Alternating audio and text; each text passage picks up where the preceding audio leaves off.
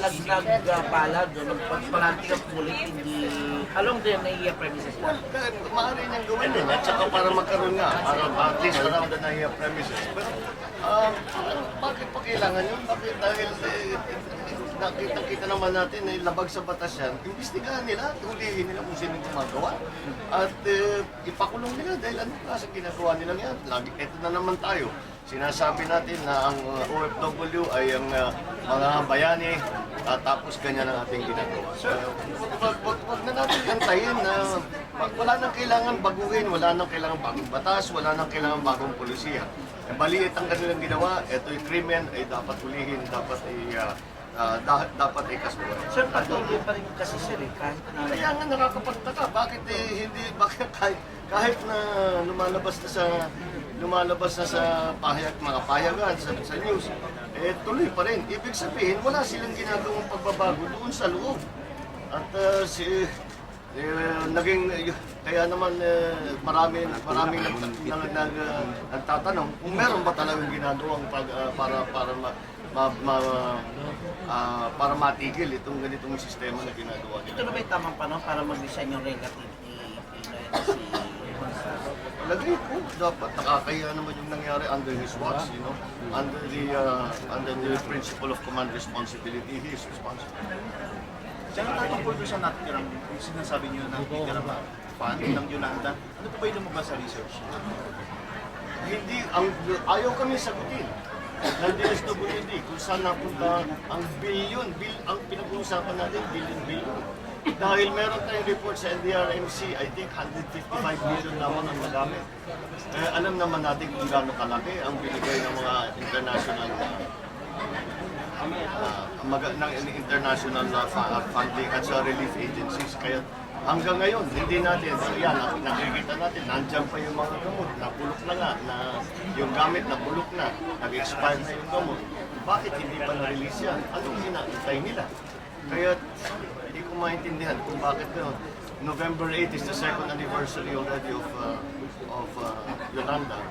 Out of the 150,000 homes that are needed to house those who have become homeless because of Yolanda, only 10,000 have been, less than 1%. At siguro naman dapat mahiya-hiya naman sila sa ginawa nila. So, pinaparusahan nila na mga biktima ng Yolanda na nag-aantay ng tulong sa pamahalaan. So may proposal si former National Treasurer Biones na isama, kung meron man natitirang budget pa sa Yolanda, isama ilagay sa item sa 2016 budget. Will you... Dapat noon pa ginawa na yan. Yun lamang, hanggang ngayon ayaw ipaliwanag ng mga ahensya ng pamahalaan kung saan napunta po. So hindi natin mailalagay sa budget kung hindi natin alam kung ano yung available na funding. Dahil silang tumanggap lahat at ayaw nilang yung mga private donations na sila mismo ang dumiretso sa stricken areas sa Visayas, ay yun, madaki na ang na-download ng pero yung galing sa gobyerno, napakaliit. So it's very threatened na hindi maipaliwanag na posibleng magamit ito this coming election for the campaign.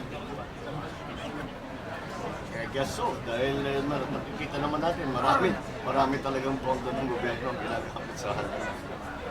Kailangan po ba nito, sir, ng Senate inquiry para matulungan yung katotohanan? I would be in favor of it. I would be supportive of it. In 2 years is too long. Masyado nang mahaba yung 2 taon na pinag-aantay ng tao. Yeah, you will file a resolution on that matter. Well, I would like to make a closer examination on the ground and see exactly what the situation is. We have been, hindi naman natigil ang aming pag-inquire sa gobyerno kung nasaan na yung pondo. Hanggang ngayon nga, hindi ko lang ibinibigay ng sagot. Hindi ko alam kung bakit para sa kanila okay yun. Paano magiging okay yun? Billion-billion ang nawawala. Pero sir, yung issue about that, pwede yung i-raise sa floor deliberation, sa budget deliberation? We have raised it every single, kahit hindi budget, kahit hindi budget, we have talked about it all constantly. And again, somehow, the government chooses not to give us any answer. Sir, on BLBAR, considering na meron mga one-way current sa